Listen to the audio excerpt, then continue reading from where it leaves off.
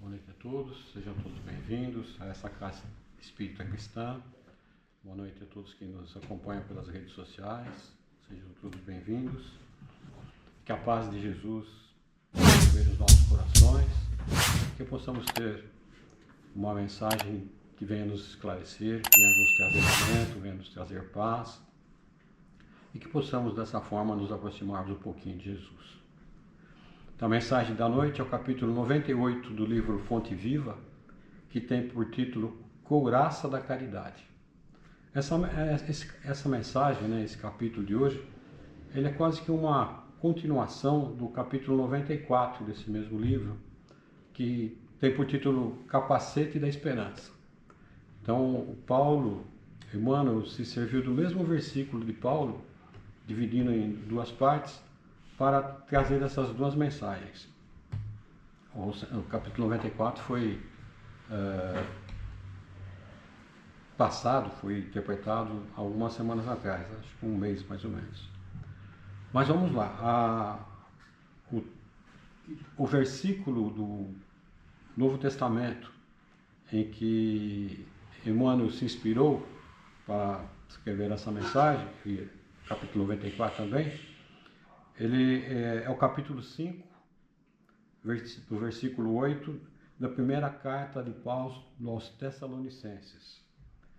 E esse pedaço que Emmanuel separou, ele diz o seguinte: sejamos sóbrios, vestindo-nos da couraça da fé e da caridade. Então, o primeiro capítulo ele falava sobre o capacete da esperança, O capacete em batalha, é utilizado para proteger a cabeça. E aqui ele fala da couraça, e nós vamos entender que ele se refere ao coração. Mas não, tudo são figuras, Mas na verdade aqui a proteção do coração, onde ele tenta nos passar, é com relação à caridade, com relação ao amor, A forma de protegermos o nosso coração das diversas situações que aparecem no nosso cotidiano, na nossa caminhada. E Emmanuel, fazendo um breve resumo, ele inicia a sua reflexão ratificando o conselho de Paulo aos trabalhadores da seara de Jesus, para vencer nas lutas diárias a que nós nos propomos. Então, todos nós, principalmente divulgadores da doutrina cristã, enfrentamos alguns obstáculos no caminho, como é de se esperar, como é natural, para que possamos divulgar os ensinamentos de Jesus,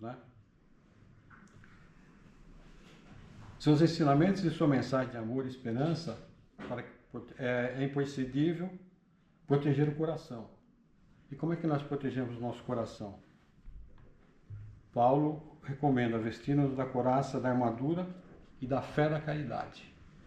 Então ele volta aqui ao tema da fé, Sem fé nós não chegamos a lugar nenhum. A fé normalmente ela é algo mais abstrato, Ela é mais direcionada a Deus.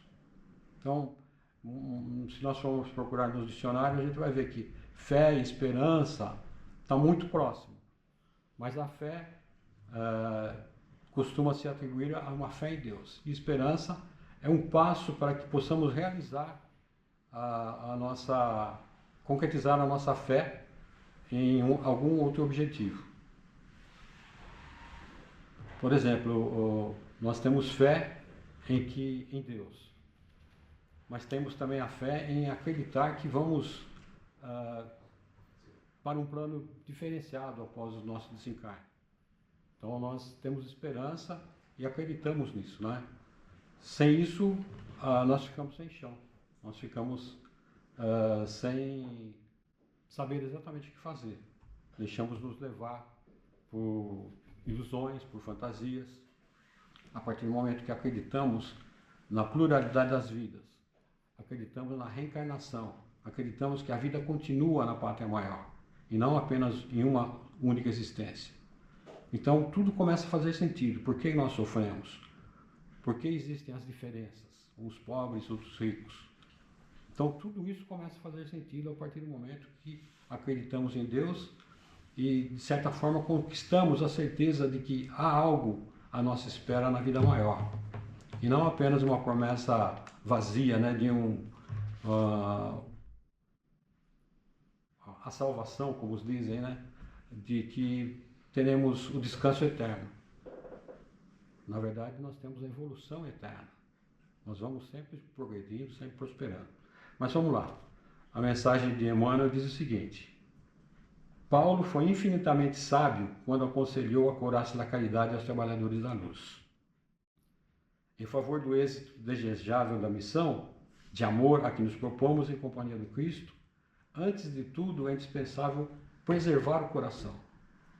Se nós não poupamos o nosso coração, se nós não o protegemos, não o fortalecemos, como que a gente vai fazer isso? Como que a gente vai poder levar a mensagem do Cristo se nós mesmos vacilamos? E se não agasalharmos a fonte do sentimento nas vibrações ardentes de amor, servidos por uma compreensão elevada. Aqui é a chave de tudo, né? A compreensão elevada que a doutrina dos Espíritos nos traz. Acreditava-se antigamente na salvação no céu, no paraíso. Ou então, como alguns palestrantes dizem, né, na danação eterna. Mas em uma única encarnação. E aquelas criancinhas que nasceram sem nada terem feito, qual a razão para sofrerem? Qual a razão das imperfeições, das deficiências? A partir do momento que a doutrina dos Espíritos veio explicar isso, tudo se torna claro. A justiça de Deus aí mostra, né, que Deus é justo. Se existe alguma dor e sofrimento, nós acabamos entendendo, a doutrina dos Espíritos nos mostra que não é Deus que nos está castigando. Somos nós mesmos que adquirimos esse entendimento, como ele diz aqui. Que sofremos porque, de alguma forma, fizemos algo errado no passado e a nossa consciência não nos deixa caminhar enquanto nós não estivermos quites com isso. Né? Como que eu posso estar tranquilo se eu prejudiquei alguém? Fisicamente, moralmente, materialmente. Em algum momento, essa conta vai chegar para mim. Não é Deus que vai me cobrar. É a minha consciência que vai dizer isso. Talvez para algumas pessoas demore mais do que uma encarnação. Mas a gente acredita e tem certeza disso. A própria vida material mostra isso, né? Através das diferenças. E os espíritos benfeitores vêm nos esclarecer. Jesus não dizia, buscai e achareis? Então, nós temos que buscar. Se nós não buscamos, nós vamos compreender. Ainda hoje a gente estava lendo uma mensagem que falava sobre a prece, o ato de pedir. Então, ele fala que eu tenho a parte de pedir, mas tem a parte onde eu tenho que oferecer algo. Por exemplo, eu queria ficar rico. Deus vai nos inspirar através de mentores, através do trabalho. Mas eu tenho que estar aberto às inspirações. Não, é muita fantasia eu achar que só ganhando na loteria, né? E quantas gente nós vemos aí fora que são bem-sucedidos financeiramente através do trabalho, uma conquista. Então, a vida nos mostra isso. E Jesus já deixou esse recado lá atrás, buscar e achareis.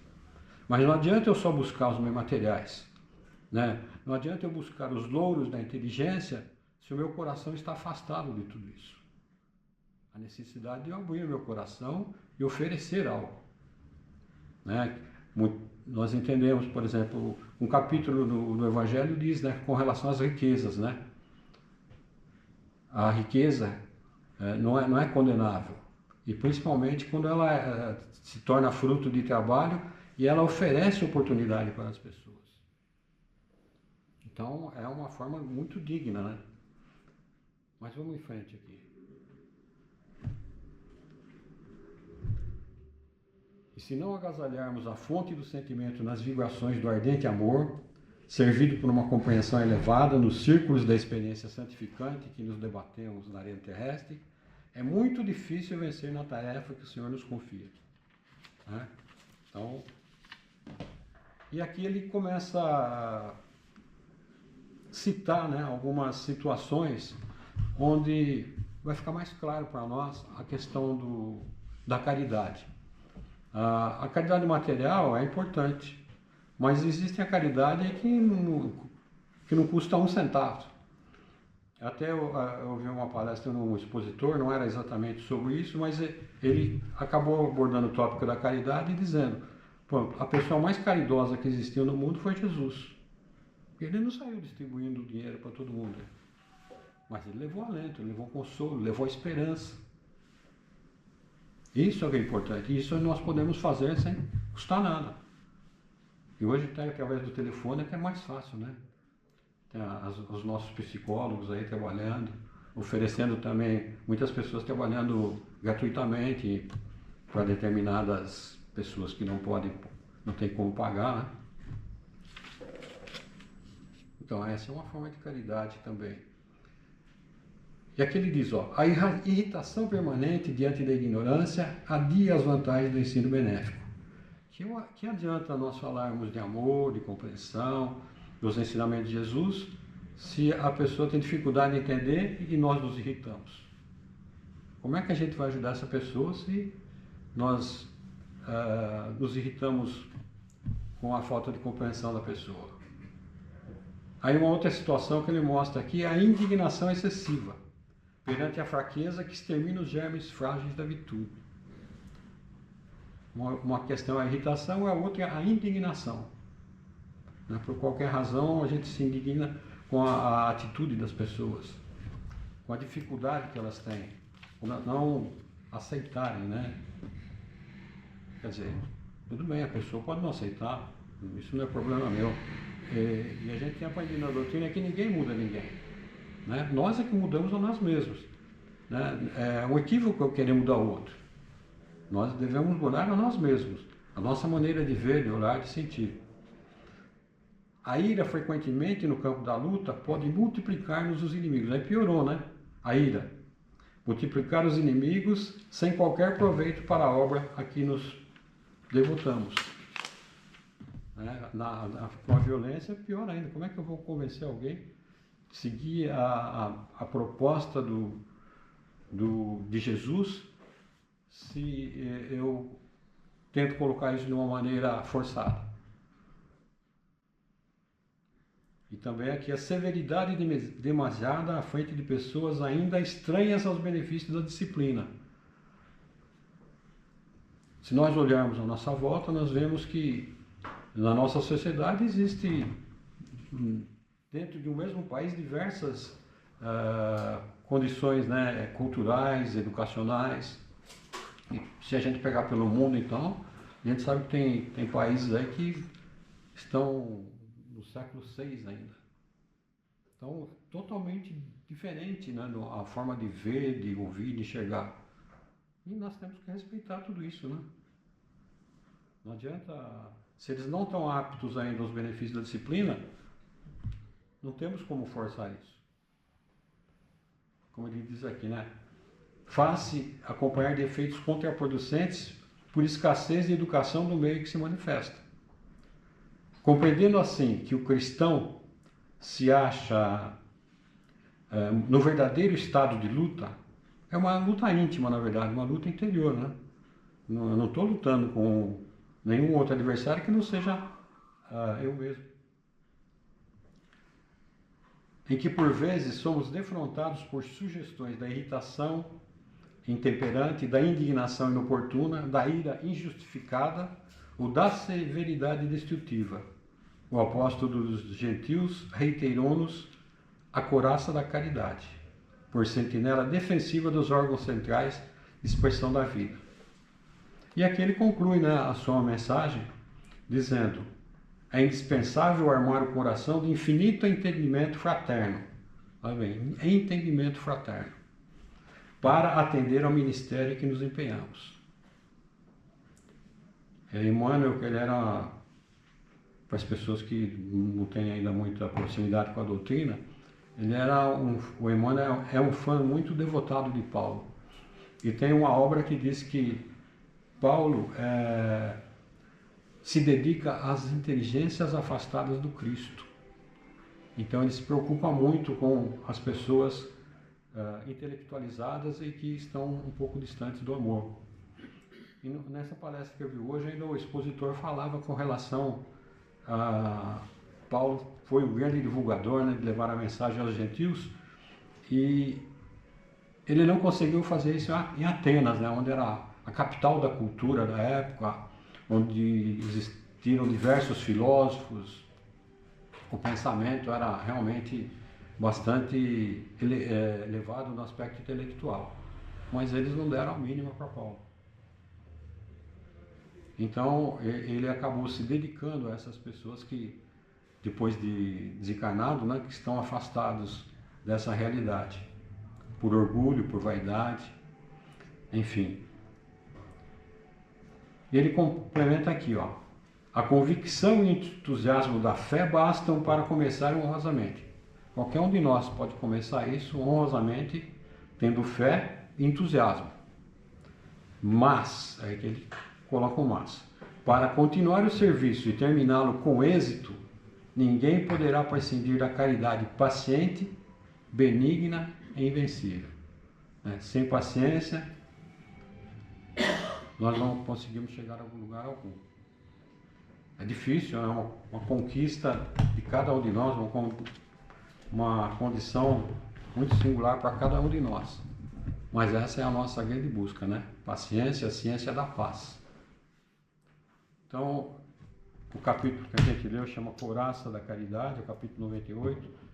Eu tenho certeza que os senhores e senhoras, quando puderem dar uma olhada nesse capítulo, vão ter um entendimento muito melhor do que aquilo que eu pude passar aqui, né? Cada um de nós, refletindo, meditando no texto, vai encontrar algumas coisas que com certeza escaparam aqui do nosso raciocínio, tá bom?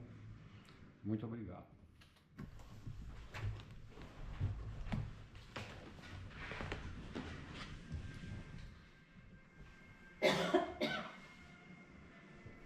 E assim, queridas irmãs, queridos irmãos em Jesus, vamos agradecendo a Deus, aos benfeitores espirituais, pedindo a luz do entendimento, para que possamos proteger o nosso coração nos embates da vida,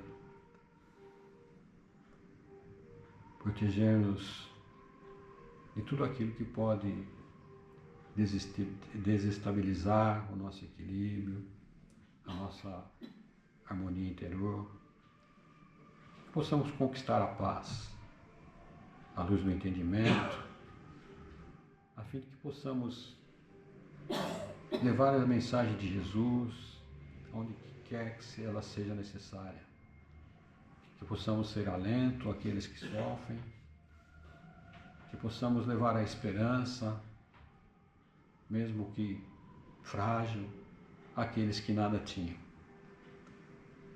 Pedimos a bênção do alto, a preparação de todos nós, através do passe coletivo, para quando adentrarmos na Câmara de Passe, possamos lá receber o complemento de fluidos necessários à nossa harmonia física e espiritual. E nesse clima de paz, vamos aguardando a assistência espiritual do alto, dizendo: Pai nosso que estais nos céus, santificado seja o vosso nome. Venha a nós o vosso reino e seja feita a vossa vontade, assim na terra como no céu. O pão nosso de cada dia nos dai hoje. Perdoai as nossas dívidas, assim como nós perdoamos aos nossos devedores. E não nos deixeis cairmos em tentações, mas livrai-nos de todo o mal.